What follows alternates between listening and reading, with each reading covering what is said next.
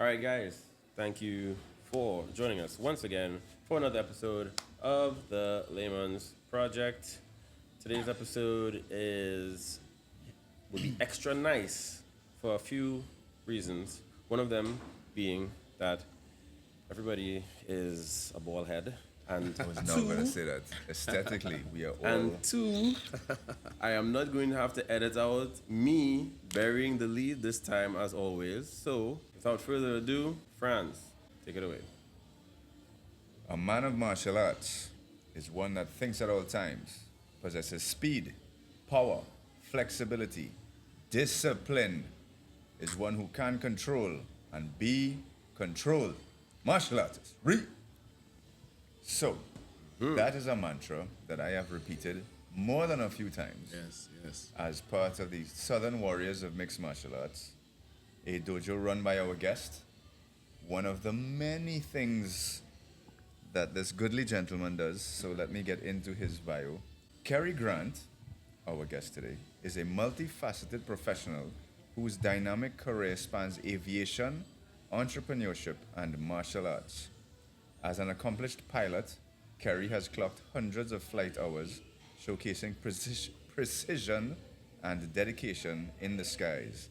Leveraging his leadership skills, he launched a successful business offering premier aviation services and consultancy. Beyond the corporate arena, Kerry is also a respected MMA coach, guiding athletes to excel both mentally and physically in the competitive world of mixed martial arts. His commitment to excellence and passion for nurturing talent has made him a revered figure in multiple fields. What he left out is he is also a recording artist Papa. and is well known around San Fernando and probably further as a karaoke boss. Karaoke Yes. bantan I this do know month. that.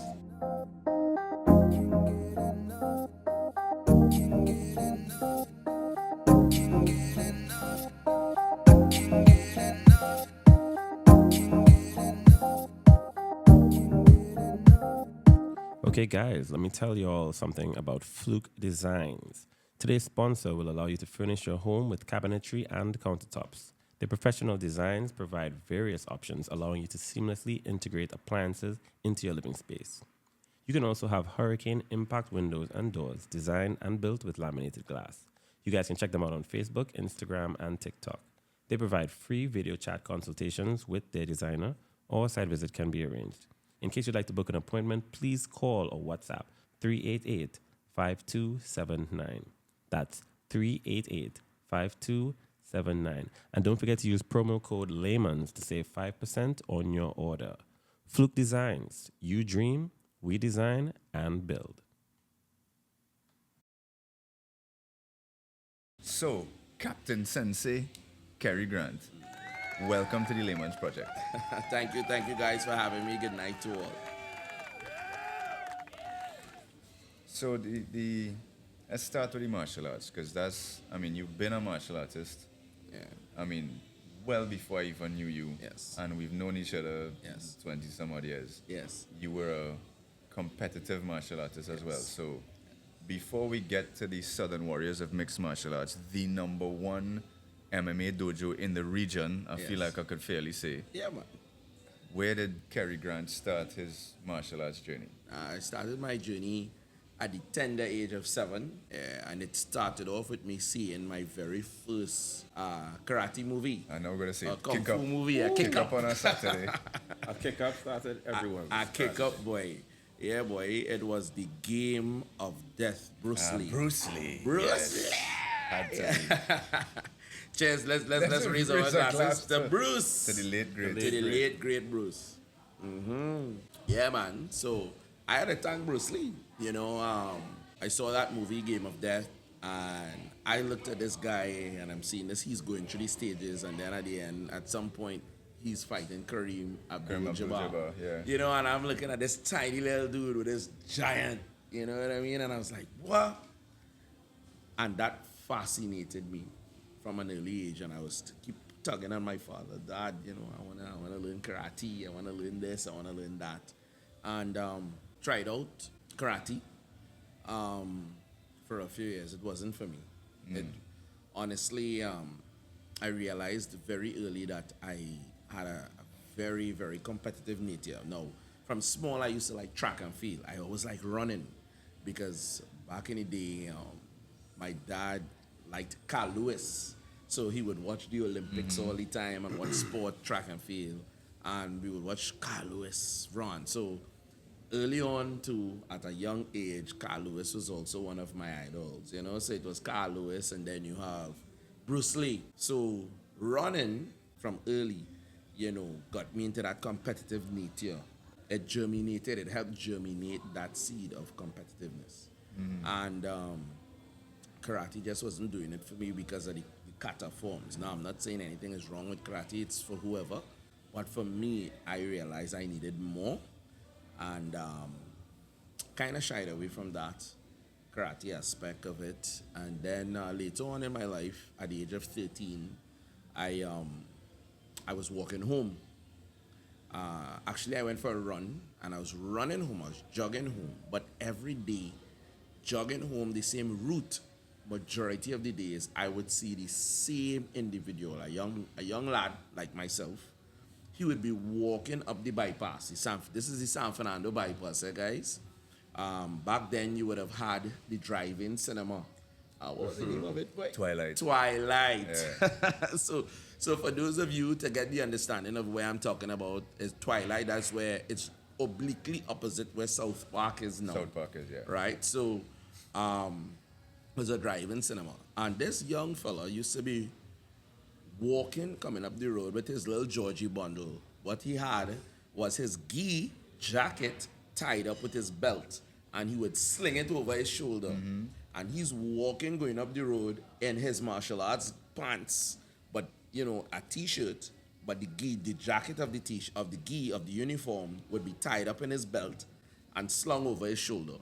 And I would see this young man walking daily, going up the road. So one day I decided to ask him, because I was curious, because I would see him around the same time, because I used to run. Remember, we were little boys at the time, so you know you had to make sure and get back home before dark. Before the street light. Before the street, you understand. So I would go for my run around 5. I would run through the back of Gopal lands and so on. Those days we didn't have all the houses, the development, you know, we still had the horse racing track and all those kind of things in the back there, Union Park, you know, for those of you who would remember those days. And I would go running in the back there. And the only building that had in the back there really and truly was the School for the Deaf and Marabella Junior Sec. Those were the only 2 buildings. The rest was cane and bush. It was only cane. It was only cane. So I would go running through there, and then on my way home, on my trek home, I would see this young man. And it's something just nudged me and said, Kerry, question this guy. So I did. And he told me he was doing judo at the Marabella Senior Sec. And that guy's name, guys, is Cohen Carabon. And for those of you who don't know who he is, Cohen Carabon was one of our very early successful heavyweight MMA fighters that I personally trained. And he was also the gold medalist, the only gold medalist for Trinidad and Tobago at the 2014 Commonwealth Games in the sport of Sambo. Right? Which I coached. Big up, Kevin. You coached him? I ended up coaching him. So funny story. So we went to judo. I started going judo, and because of him. So when he gave me the information the next day, I went home one time and I started bugging that judo. You know what I mean? It's not far down the street. I want to check it out. And I went from the very first class. I was hooked on the judo, and this was under a man by the name of Sensei Springer. And he ran a very, very successful judo club there. And I came up the ranks in the judo, and eventually I had to go abroad. So I went to the US. I went to Washington, D.C. And while there, studying and so forth, where I was living to earn some extra cash and so on. I was a young age and you're a student trying to make it out there. Still in my teenage years, mind you. The community center of where I was staying had a martial arts program, a karate program, which was Koikushin karate, which is a very aggressive form of karate. So it was the only thing we had around at the time. So I went there and I started training in it. And then I asked the sensei if I can teach some of the guys or show them some judo techniques. And at that time, I was a brown belt. He said, no problem. And we started working and so on. And while teaching the guys the judo, the younger students and so on, I realized that I could combine the techniques that I was learning in the Kyokushin, put certain things together. While I was there was a guy that was doing the Kyokushin karate, and he said that he was doing Muay Thai. So that I was like, okay, wow. So let's go check out the Muay Thai. When check out the Muay Thai, Kerry hooked. Now I'm learning to strike in a different way from karate. So the stance, it took me a while because I had to break out a lot of the stances and White so on. stance and then, yeah. Exactly. So it took me a while, but I got it. While in the Muay Thai class, I met a Brazilian Jiu-Jitsu guy. So you see how it was like a domino effect, correct? You know, and then I started training in Brazilian Jiu-Jitsu, and lo and behold, within about 2 years or 3 years of that, Kerry decided, because I've always been a fan of the MMA, of UFC, I started watching it when it first aired in 1993. And now Kerry is a full-blown MMA fighter. So I'm just kind of summarizing everything here. But okay, so what was the difference between karate, jiu-jitsu, the judo? Because the karate wasn't doing it for you. No, But it wasn't. The judo kind of locked you in, and Yes. then you came back to the karate Yeah, after because you... the only reason I came back to the craft because that's all I had at the time to stay relevant, to stay in my art form, you know, to stay doing something with my body. The judo, what I loved about judo and what I still love today about judo is the chess matches you play with the human body. You know what I mean? You have to outmaneuver, outmove the person very quickly. You have to be thinking quickly to catch them. And Brazilian Jiu-Jitsu is the exact same way. It's a same thing. chess match on the mat. That's what it is. And it's speed chess that you're doing with your body, you know? And you are a true athlete when you start doing grappling art forms. So I started off doing striking and then transitioned to grappling art forms. And I always tell people, once you can grapple, then you could really call yourself an athlete, because as Franz knows, he does taekwondo. It takes a different level of energy to grapple. You get tired pretty quickly. It takes a lot out of you. Also, your body contours. Your flexibility has to develop. Your muscle strength develops. Your finger, your grips, everything develops with grappling. You know, and it just makes you stronger. Good grapplers, very good grapplers, always tend to be, if they decide to pick up striking, they are powerful strikers. If you look right now in the UFC, you would see the guys that were coming from wrestling backgrounds. When they transition When to they- starting to when they strike, get they're the to guys the stand-up. the stand-up, they're very good at it. Reason being, the hips are already loose, their footwork, everything is there. The power is there. Grapplers they tend to be extremely powerful guys. You know, so because the kind of lifting we have to do, we are down in squat stances, our core areas are very strong. You know, so it tend to be, for me, an advantage going in. So in my early years in MMA, I tend to, because of other elements, I was very dominant early on. Also, because you're extremely large. You are not a small man. I was the smallest of teens. Never have you been. Yeah, I've known you a long time too, so I've never known like small Kerry. Man, but if I show you guys photographs of me going to school, people who knew me in school, primary school and early secondary school days, they will tell you that back to the Kerry was a little skinny kid, you know what I mean? Yeah, I didn't know that, Kerry. Yeah. So you ran the gamut of grappling and striking arts, it seems, fairly quickly. After that, you got into competition yourself. Yes. I've always been involved in competition. I competed in judo. I competed in Brazilian Jiu-Jitsu competitions. I competed in karate competitions. And I was successful at them all, you know. And these were years ago, man, you know. Back then, you didn't have the social media and so on, the phones to record. You know, it's sad today that I can't really show my kids The footage. the and- footage of you know, what dad used to do, you know. Well, I mean, you know, now you running them through their own competitions. Yeah, yeah, yeah, Now I have seen Shadon grappling from, I think he was 2 yeah. He started. That was his very first on time. the mats. No, Yeah. putting men in putting Kerry in scarf hold pin, all kind of thing. Yes. At 2, bro. Yeah. So how has that been? Because just looking at some of the father son teams in boxing Yes. primarily, because Yeah. that's where they're most famous. Yeah. The anytime you see a documentary or behind the scenes of a build up to a fight, Yeah. 9 times out of 10, maybe 8 times out of 10, the relationship is a bit cantankerous. Yes. Like you can see lines being blurred Yeah. between coach and father. Yeah.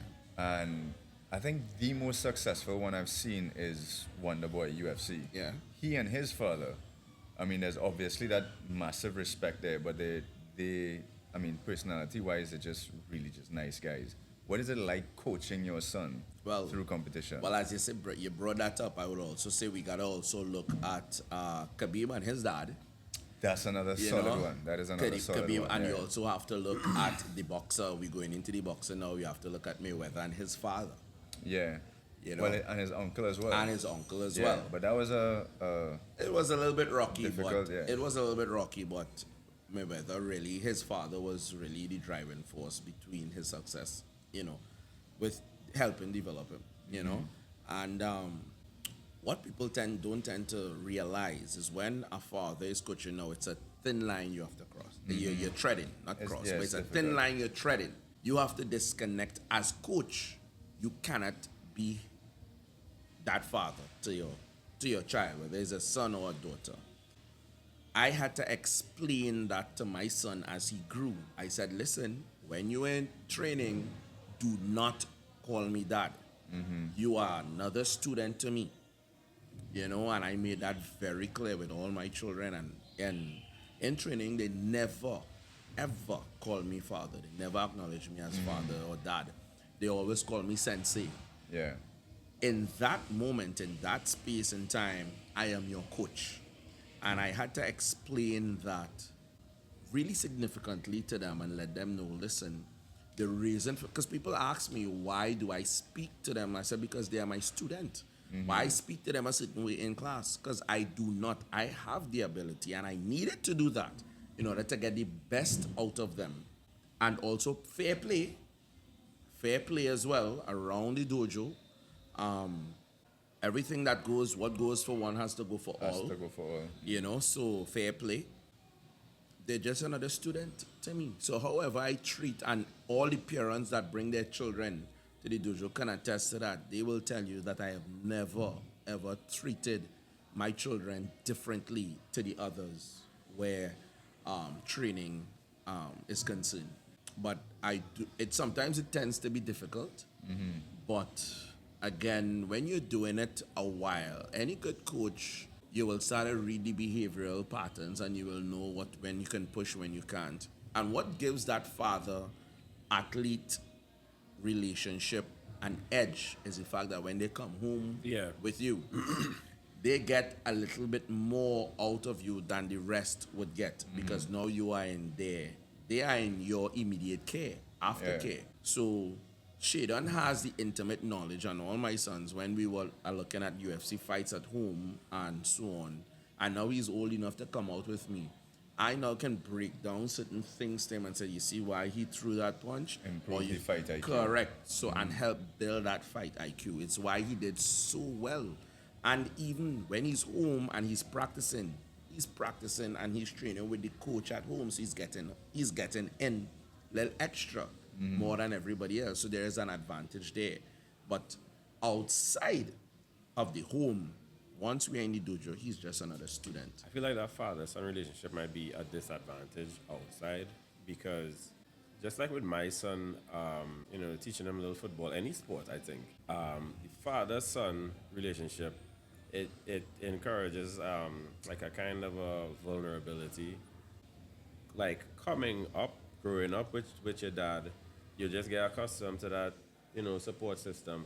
Whereas I feel with MMA, that type of stuff, you need to be able to rely on yourself because I've watched some MMA fights, and you have to dig deep. You have to dig you have deep. to stand alone. Not the best place to be vulnerable. Weakness afterwards. I think we spoke about this. This is really my philosophy. Like, there's a time to be, weak, and whatever the case may be, with your dad, and that could be like the Time to be aftercare. vulnerable. Time to be vulnerable. Well, I mean, nothing wrong with being a little weak. No, what we see happening when you have fathers coaching or mothers coaching their children, that time when it comes to that point where you have to chastise or criticize, you have to give them it raw, and that is one of the strengths that I believe I possess, and it has worked for me at my facility, is where I do not beat around the bush. I do not try to pamper or lay it on softly. If you are doing something incorrect, I let you know right away you're doing it wrong. And if I will not say, and this is and I would expand on this, and I would say this is a culture that is dangerous. Now, this is something that I see that's happening now culturally, where we tend to celebrate Mediocrity. Yes, we celebrate that. And I think that has now come so much part of society that we are now developing weak people in society. I don't have the time to celebrate foolishness, brother. You're doing it wrong. I would tell you, you're doing it wrong, but this is the way to do it. Everybody will take a little bit longer to catch it. I understand. Not everybody learns the same. However, I will not sit there and see you doing it wrong and praise you just because you are making an attempt. The effort. Yeah. Correct. Yeah, because I'm not doing it. That's like it's like enabling complacency, because like my son's sports day just the other day. So I'm looking at it. So they have the races, and the teachers are making it like abundantly clear, like, hey guys, this is just for fun. Winning is not the issue. That's not the objective, or the case may be. So in my mind, like when I was his age, I wanted to win. I'm extreme. You would understand that I'm extremely competitive, and I'm standing up there looking at him, and just like under my breath so nobody else could hear. Like not even his mom. I'm like, listen, We here to I do want you to have fun, but you know what I mean. You wanna come first. I want to see you. Yes. Let me see how fast you could run. Let me see how, and I would be explaining. Okay, so this is the race. You need to do this, and you need to execute. If you don't come first, it's fine. But forget what they are saying. Winning is actually it's first place, then you're that is actually literally why we are here. Yeah. I to came down Yeah. here to watch you win. Yeah. If you don't win, it's fine. I'm not gonna be. But we'll work on it. We'll work on it. Correct. So that you So end up next winning. time you could win. Yeah, Correct. because Yeah. you eventually will want. If you take an interest in something, you want to excel at it. You should. And when they give out medals and whatever the case may be, like participation in the bin. Yeah. I don't want to remember that. Yeah. I want to see the one on it. I don't even want to see the two. You come first, or you lost. And So you are Jamaican. You don't play number 2. yeah, I'm not on that. Like, yeah, try to win. You're striving for excellence all the time. You want to come first in tests. This is what I want. Winners. Now, as you say that, I will also say this. I will add to that. There's nothing wrong with cheering your child on to win. Sometimes we have to be careful as fathers, and we are men, so I will stay with fathers now. We have to be careful how we project the importance of winning. Reason being, when you have a child that's developing, if all they are focused on is winning, and they have not learned the lesson of how to lose properly, you're going to have a problem on your hands. Definitely. All right? So I understand they that have as they well. have to learn Yeah. the importance of losing as well, because she done won so many times growing up. Even look, we just went to Barbados last year for the Caribbean and the Commonwealth Wrestling Championships, and he won last year. He won gold year before last year, and he came this last year now, and he won gold again. In his category for grappling, Shaden has been beating everybody across the board, and we have the footage to prove it. If anybody want to say anything different.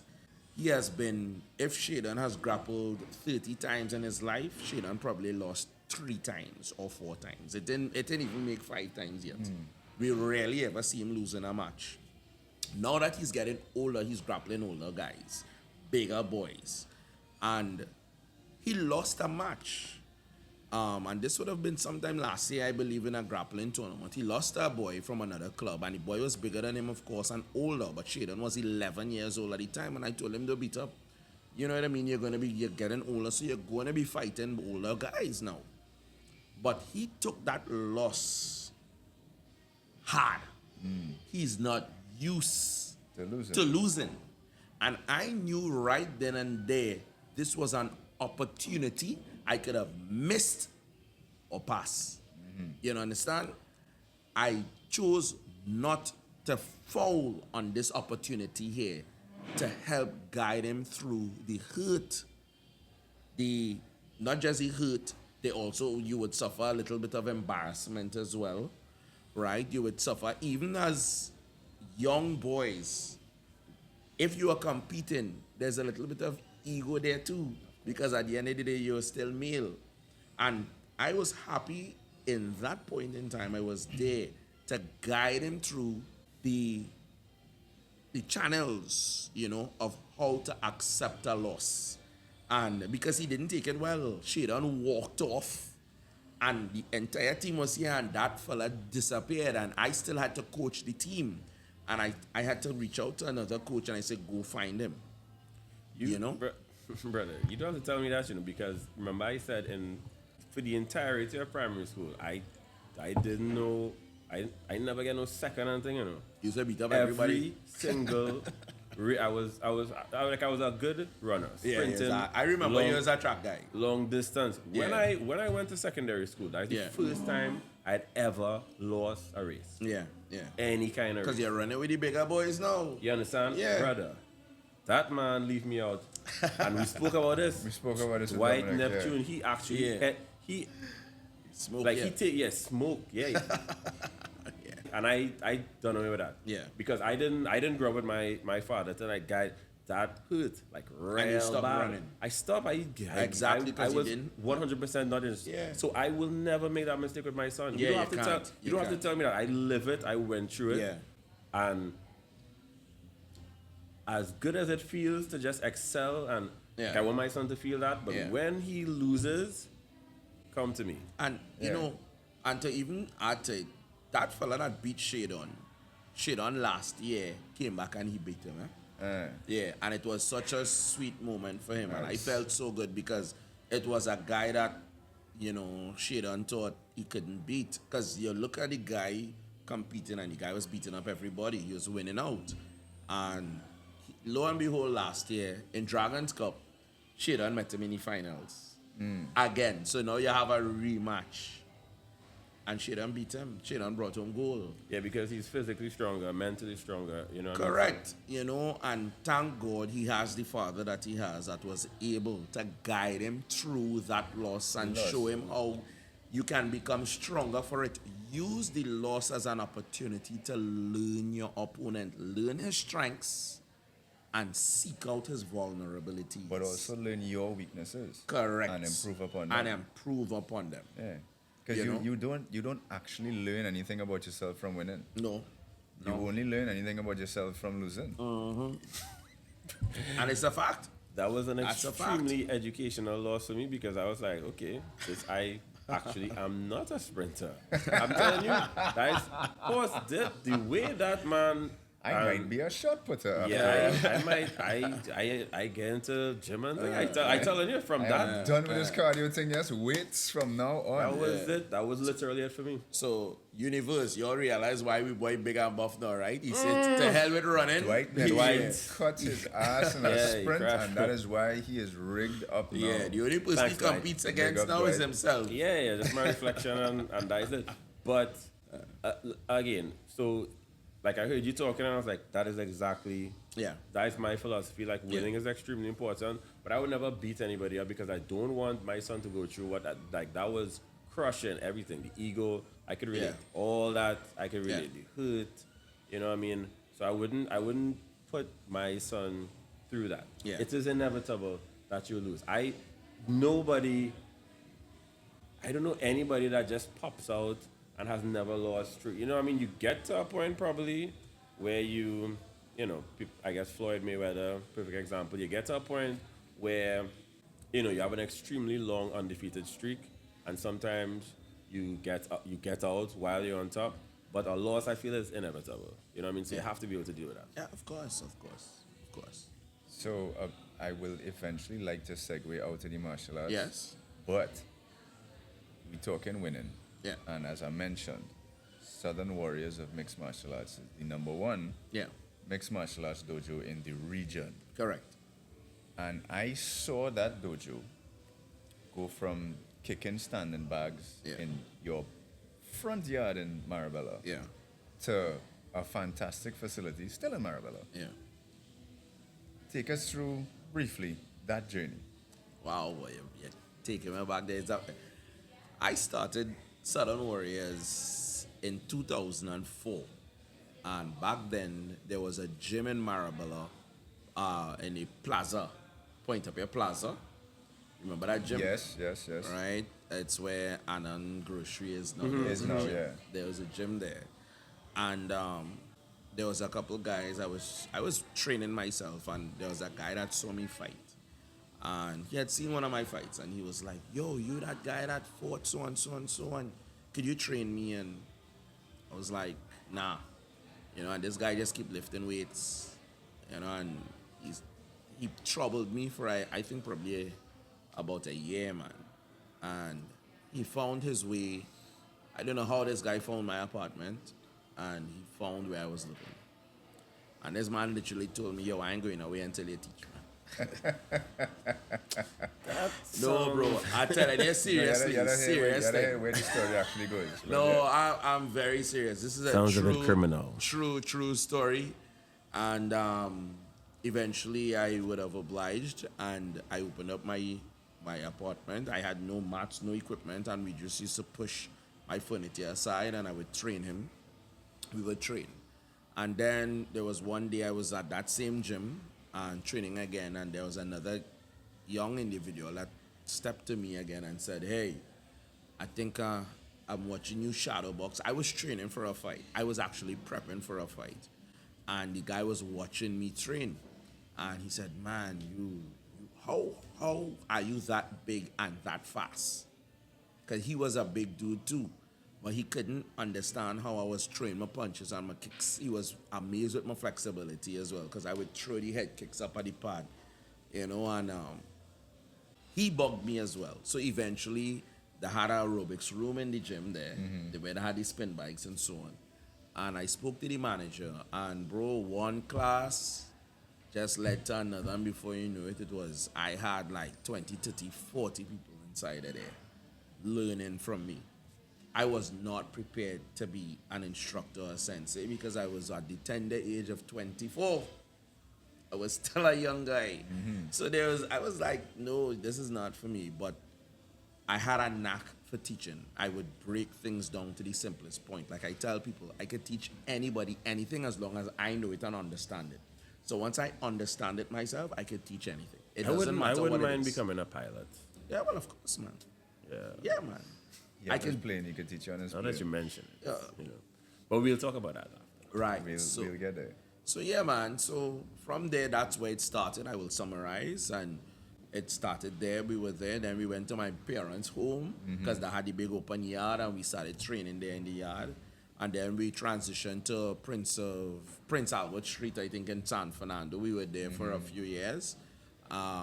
Rico the Suavemente, Rico Suave, who taught Latin dancing. He had a big dance floor auditorium up there, and we utilized it. I rented the space. From there, I was able to move back to Marabella. I was driving down the road, and I saw this place. I just looked at it. It was just a big open spot, and I saw the vision. I saw the opportunity, and we turned it into the gym. So into the dojo. it actually became profitable to the point that Yes, I could have made it a business. right. Yeah. And I turned a club into a full business. And today, I have seen so many gyms close down throughout Trinidad and Tobago. And our gym is one of the most long-standing, if not the longest-standing mixed martial arts club there is in the country Brother, right that is now. what, 2 decades? Yeah, yeah, 20 years. So in April, I celebrated 20 years of being a mixed martial arts coach, 20 years of being in the sport. Salute. Yeah, man. Yeah, man. And it has been a ride, it has been a journey. I've celebrated 12 champions, 12 championship titles, international titles, I can tell you. So we have the most amount of titles accumulated for any gym throughout the region. From what we understand, there is no other gym that has so many titles won in the sport. And I just have to give God all the thanks and praise. We strive to be the best Of course. all the time, and I'm happy that I would have taught people under me that are now in the position of coach, Of teaching. of correct? teaching. Sensei Sion Adha now, Big up he is one of Sion. the Caribbean's top flyweight fighters, MMA fighters, and now he is molding himself into being a very successful coach as well. So he literally runs my gym because I'm also a businessman. So I travel a lot now doing things, as you all may know. France, you will know I'm hardly in the country now, but I am at a point now where I have developed such a culture of high standard in the way I teach that I can now step away from what I have built, and with the sanity and with the assurance that my quality of standard stays the same. It hasn't dropped, because a lot of these fighters that you see now fighting for the Southern Warriors of Mixed Martial Arts, 95% of their training comes from Sion Adha. Sion. And I am not ashamed to say that, people, because Sion runs the dojo. And when I come back, when I'm there, all I do is just put the finishing touches. But Sion has now become the baker. You know what I mean? I'm just the person that puts the icing on top before it goes off You have to the shop. formula, the recipe. Yeah, well, I would have given the formula, but Sia now has mastered the formula, but he has also now made it his own. And I am seeing the younger athletes now coming up now, where they would bear certain characteristics of what I would have instilled in Sion, but I see Sion. Yeah. I see what he teaches, the way he fights. His I style. see his style, and Sion's style worked for him in his day as a fighter, and he still fights today. So I am very proud of myself. I'm proud of what I would have accomplished there, and we still have much more to do. We ain't finished yet. There is a lot more in MMA that Kerry Grant has to do, not just for my club, but for Trinidad and Tobago and the region of the Caribbean, because we are going to set a standard in the Caribbean that is unmatched, and it's going to happen very soon. Yeah. Well, we won't spill the beans on that project. No. We're still going to do that. Right. So, moving away from mixed martial arts. Yeah. So, how did becoming a pilot fit into that? Well, boy, I have literally always wanted to know that. boy, that also started at a tender age. I was 5, so make it quickly. My mom was taking me to New York at the age of 5. It was a red-eye flight. I remember it like yesterday. And back then, you walking through the old airport, you had to walk up the steps to get onto the aircraft. And while walking up the steps, your boy slipped, and I cracked my shin, and I busted up my shin. And of course, at 5, you crack your shin on the edge of those metal steps. I will cry. It's tears, yeah. It's tears. So the stewardess was able to pick me up, and she helped my mom take me up. But as I was coming up the step, the pilot, the captain, was standing there welcoming everybody aboard. And he was like, "Little boy, why are you crying?" And he took me into the cockpit. And when he took me into the cockpit, it was lit up. I was totally sold from then on. So imagine a little boy walking I out to can this imagine my humongous machine. son in a cockpit. Yeah, man. I was I'll never hear the end of gone. that. And from that day on, I made a promise to myself at the tender age of 5 that I wanted to be a pilot. And I was able to accomplish that goal. I'm gonna kick my son down some airplane steps tomorrow. Tomorrow. So during the development of Southern Warriors of Mixed Martial Arts, Yeah. that was not your primary occupation. No. So while running a dojo and working Petrotrin, I was Petrotrin. working at Petrotrin, Yes, I was operator there. both of those things, you then went on to study aviation. Correct, yeah. Well, damn. Where would you find the time? Boy, you wouldn't believe people ask me that all the time. I would say that would have come from my upbringing, from my parents, especially my father. He was a man that wore many hats as well. And the knack for time management came from him because he never, like I would tell people, my father never held us back from anything. So if I say that I want to do cricket, he would say, okay, but how you managing your time? I had no choice if I wanted to do cricket, but I had track and field. I had to maneuver that. You know what I mean? So it built, I want to play football. Yeah, Kerry, you want to play football practice here, but you have martial arts. You have judo, you have this. And you still have studies to do. You have to study. So I had no choice but to manage my time from since that early age. And he encouraged us to do it. And I guess with his encouragement of being, to try new things and to try everything, you know, and me wanting to try everything as well, I had no choice but to manage my time. All right. So I real fast. So you're working in Petrotrin. Yeah. Yes, the dojo is starting up now. Yeah. I would imagine because I'm trying to imagine the time. I was still competing too. I was still competitive. So Petrotrin, dojo training, and then what goes into becoming a pilot? So how you're talking about managing the time, but so yes, right. So the studies, the studying aspect. So you study. Yeah. What do you have to go to like some kind of classes or how's the aviation school like? Well, most of it, you can't go to aviation school. I chose really not to spend most of my time there. I did most of my studies at home, and it was late night. You know, I would stay up studying anywhere between 10, 11 in the night till 2, 3 in the morning, and this would be every day. You know, and putting in the work myself. You know? What time you have to go to work in Petrotrin? And then it depends on my shift. So there were times where, because I worked shifts, I would work 273s, 211s, 211-7s. So, of course, at work, I really didn't get the time. There were times where I would bring some study material to work, and I would sit and study in a corner when I had the time, you know, but they didn't really do much. It was difficult to study at work, because back then... Yeah, because the plan could burn down. Bro, we had work, you know, we had work, so I had to make do on my off days or the days I was not shift to work. When you're at that off particular days, but Kerry, I used to see you in celebs and things like man. Yeah, man. So That's the other remarkable thing.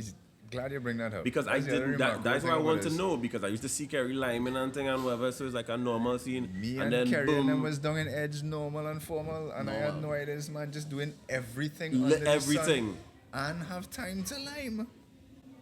Nah, it's obscene. It's honestly obscene. Right. You should be ashamed of yourself.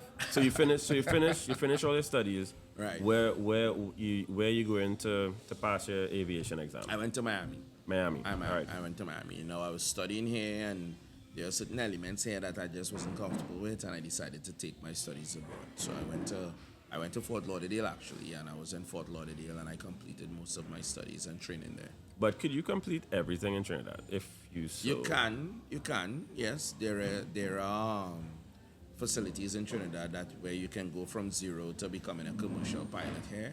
There is a limitation though.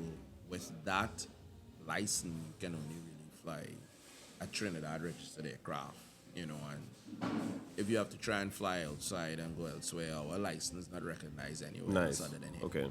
You know, so for me it was a plus, a win-win for me to get I was it. just gonna say, of course, you being you don't want to limit yourself at all. Correct. Yeah, Me. come like So you're going I for know I can go. automatic license. Exactly. So Oh my that's why gosh. sometimes you always see on Facebook I'm flying a plane in, you know, up the island somewhere, or in the US somewhere, or in Europe somewhere, because the US license is recognized almost anywhere, bro. So I can take that US license, I can go rent an aircraft. All they will do is check me out in the plane, and I can go fly it. That is actually, and so last question about the aviation. So how long, if I want to become a pilot, how long would you average? It all depends on the person. I've seen people go just becoming a private pilot. I've seen people get their license in 3 to 5 months. I've seen people take 2 years. So it all depends on the individual. You know? 3 to 5 months. Yeah, brother. 3 to 5 months. That's just you know. That's paying a little. No, bro. cash There is no or- paying, there's nothing. no There paying is nothing because like that, bro. There is nothing. I would like that. imagine that's. Let me tell you heavily frowned something. upon. What I like about studying, becoming a pilot, it has made me more, I would say, safety oriented. So I see everything that's dangerous or potentially dangerous. So it develops a whole new culture.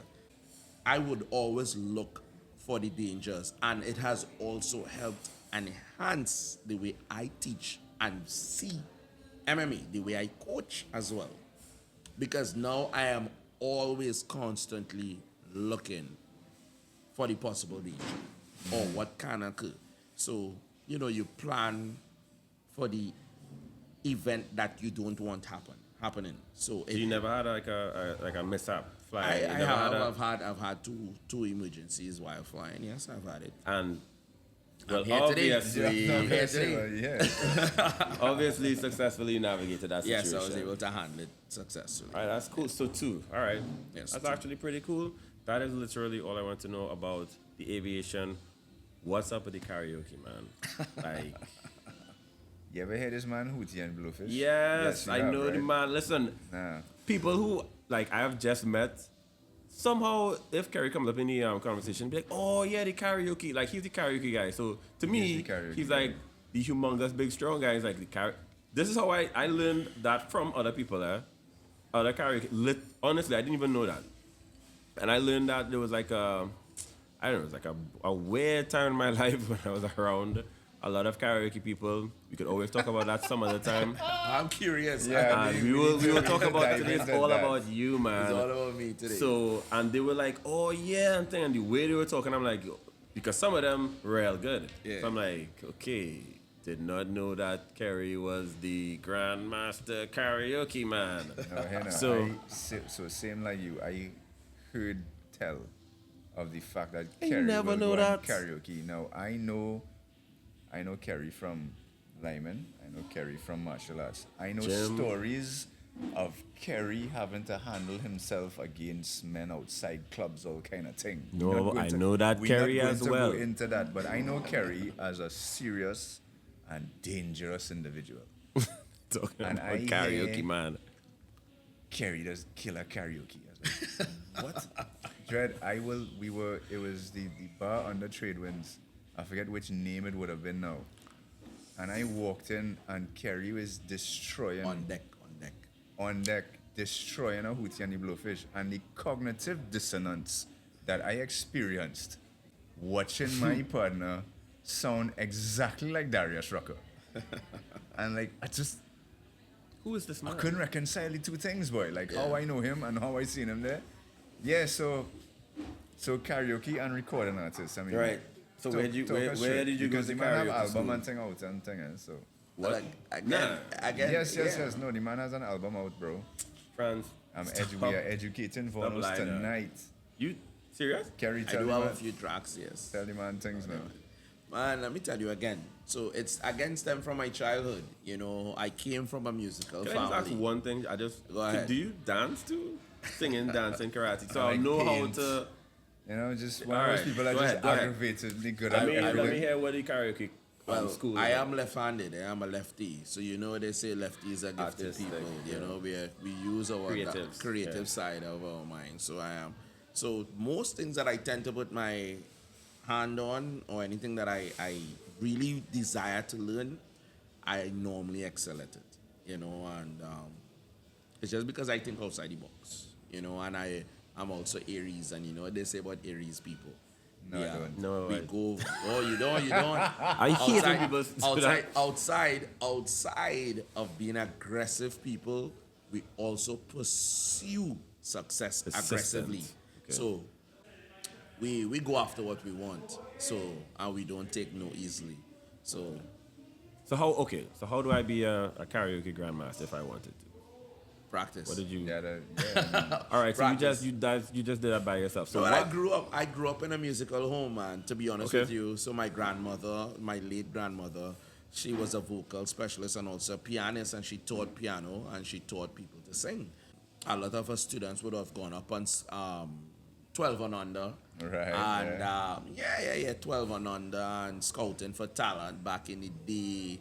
Yeah, man. So I grew up in that home and playing piano, playing guitar, and Christmas time and Easter time, the family would get together, and it's just a whole big musical. I grew up in my own sound of music. My family, especially on my father's side, we were our own sound of music family. Like every chance we met, it was always be music. So I grew up in that. All right, well, I feel like we could wrap up this episode because the objective of this show is like to get people, just to have something to eat with us, have something to drink, chat with us, explain what it takes to excel in your area of expertise. And since you excel at like everything, I just want to save some stuff for like, Next future time. episodes because, Right. yeah, we need to keep you good at literally everything. So, Kerry. The big takeaway is time management. Yeah, well, To be yes. able to excel at Well, all these things. I still don't Time understand management because and being at Aries. remember karaoke is like charitable that you don't get anything out of that. You don't even get prizes. You might go to a spot where they give you drinks, but you don't get anything. Karaoke for me, it is my time to rest. It's where I can disconnect from everything else. So I can 100% relate. yeah, because it like really my place- relaxes me. Yeah, I have like my time to rest is in my bed. Yeah. So like I get it. I get it. Yeah, a good karaoke is good fun, Red. It's good fun. You were It's good never fun. in like Belva guy when we would go down there and I karaoke did. on Yeah. Wednesday? Hey, I'm into karaoke. I am into. Well, I don't want to say I'm into karaoke, but if we Lyman and Kerry decide he's gonna sing, obviously I'm not going to sing and embarrass myself. But if he's not there, yeah, I would. You know what I mean? I do. Yo, karaoke is all about carrying your own key, bro. It's got nothing to do about, embarrassing. If you sing on a C, sing C. If you sing in E, sing in E. You wanna butcher a song? Butcher a song. Butcher a Just song. have fun. The weird time in my life when I was around karaoke people, I did learn that like don't try to sing the song how the artist sang it. Sing it how you could sing How it. you Oh, could sing you it. could sing. You know, Correct. and That's correct. That is That's karaoke. extremely successful. Yes. Across the board. And then there are some songs that you actually can't sing. Should not sing. You should not. But that's the second time you brought up this weird time in your life where you're around we will karaoke. we will people. talk. So We will we let. That's a gonna conversation for bridge sure. that. Yeah, topic. that's not. I don't want to. I don't want to keep Carrie back. What I want to do is just really thank Carrie because this is this time that you spend with us here is probably taken away from designing a space shuttle or something. So No, well, he would have time managed his time to be you would here have put it. You would tonight. have put it. Yeah. He blocked us in. So And we extremely appreciative Yeah, of bro, that. I appreciate your time because I know how busy you are. Yeah. And that's why I linked you for this about a month ago. Yeah. Like, I was in Suriname when will when you be in Miami the was I country? when you called me. hey, as you say, Suriname, one last thing I just want to, just because it's big. So, Biggie Boy, Jairzinho Rosenstrike, Yeah. is a UFC heavyweight fighter. And for his last fight, our guest coached him. Yes. Dread, that is a massive deal. Yeah.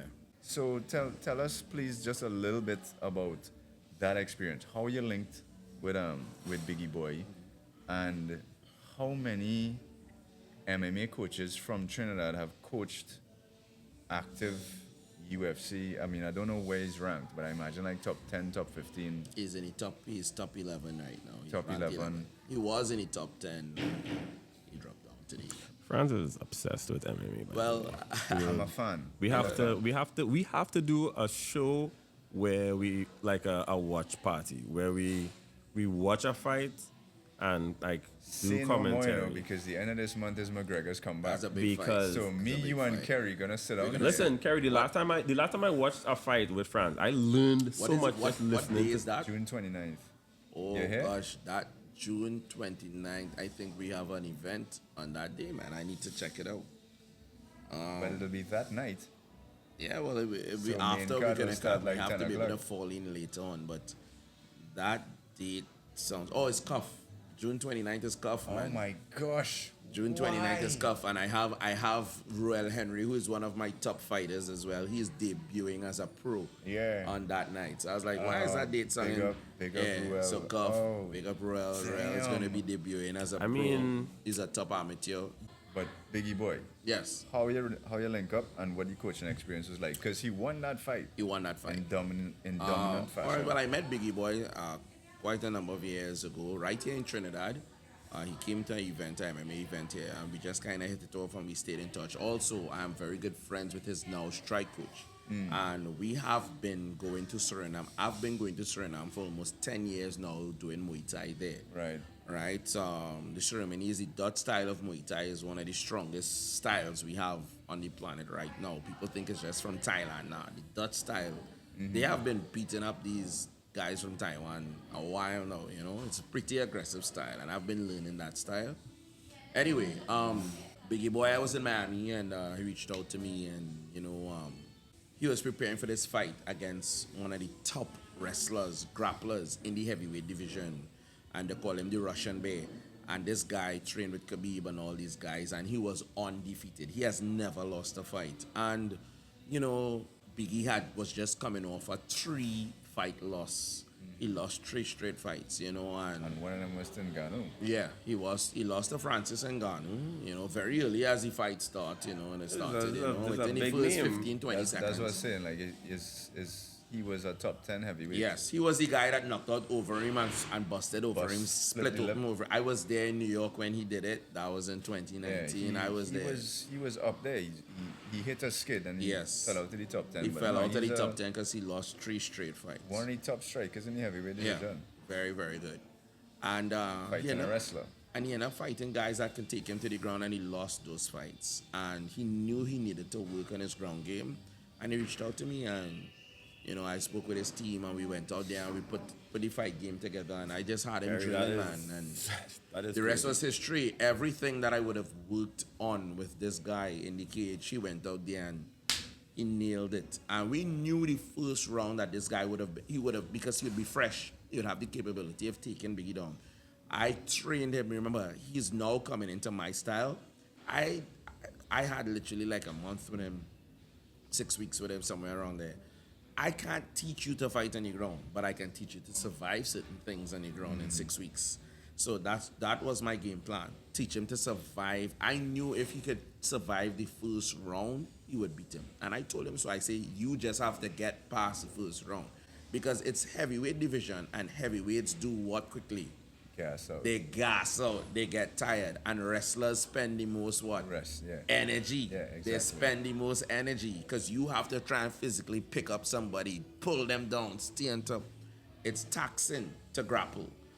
That's why I tell you, I said earlier on in the conversation that grappling really builds your conditioning, and you get tired quickly because you are constantly pressing. You know, anyway, so I was able to work a certain game plan with Biggie, and he executed it exactly how we would have drilled it, brother, and he came away the win. You know, he TKO'd the guy yeah, in the 4th round. didn't he? Huh? He quit on his stool. Yeah, the guy just couldn't take punish. Biggie fractured his eye socket, his cheekbone, busted up his nose. The guy just couldn't continue. He was Yeah, it was messed either, up. It was either he quit on his stool or the doctor stopped the fight. No, I forget which. he was quitting. He quit. He was okay. quitting at the end of the round. He really couldn't make to come back out. He was messed up, brother. He was messed up. He just couldn't fight anymore. Biggie took the fight away from him, took it out of him. You know? I don't think I ever seen anybody get that kind of dust out. To like just. Remember I don't watch as much MMA. Yeah, no, yeah. it happens. But I mean, it's rare that people like they just like they don't come out for the next round. Yeah. It's rare. Yeah. And I mean, it happened. Like Nah, I'm he not making enough personally money quit. for this. He quit. He was like, This is he never got this kind of licks before. You know, he was accustomed dominating, dragging guys down, beating them up. having Hey, his it looks like me, boy. Gosh. So we'll see if he comes back or if he goes into bodybuilding. Yeah, you can train with me. Yeah. Yeah. So Kerry, thanks so much for coming out. My pleasure. Man. This was quite. This was like a nice, fun episode. Make us feel like we're doing nothing. You guys, I didn't want to. I didn't want to say it. I go home right now and stay up and like find. Just I want to find something to do. to study, Dread. Because nah, boy. It's like, yeah, boy. I feel like a but slight loser. One of the things I've always admired about my friend to my left here is when he decides he wants to pursue something, he's going to get it done. yeah. And, you know, so, and here we have him. Fantastic. Guys, thank you so much for joining us once again on the Laymans project, spending time with us and our guests, Kerry Grant. So we're going to keep these episodes coming. Franz has forbidden We have me a- from letting we have a you guys lineup know. Yeah, we have for the like next- a proper next month proper or so. lineup. Yeah. Looking Month real or good. so. You guys are staying busy, man. We Yeah, haven't. no, we we haven't. We have a full year's. Like I don't know if you want to call it season, but we have. Yeah. Now we Nice. Well, again, I want to thank you guys for having me on the show. I really appreciate it. And, you know, Kerry, you come back anytime you want to promote something, and you like, hey guys, I have yeah, for real. So and so fighter fighting and so on. So yeah.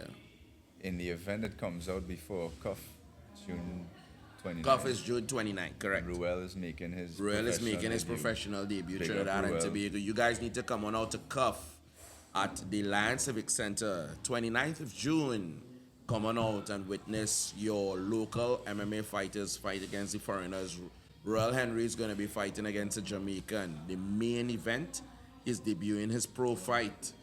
Come on out and support him, man. Cuff is always a great show. Cuff is always a great show. I love a Cuff show. Yeah. Big up Cuff. Big up Cuff. Big up 519. Big up Kerry 519 Grant. for sure. Big up 519. All right, guys. So that's it. Till next time. Till next time. Have a good one. Deuces.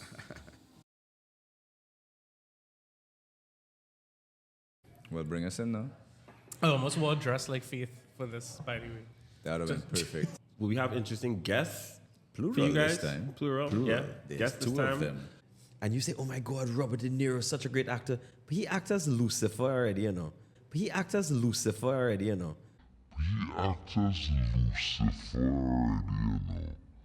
And that was one of his best roles.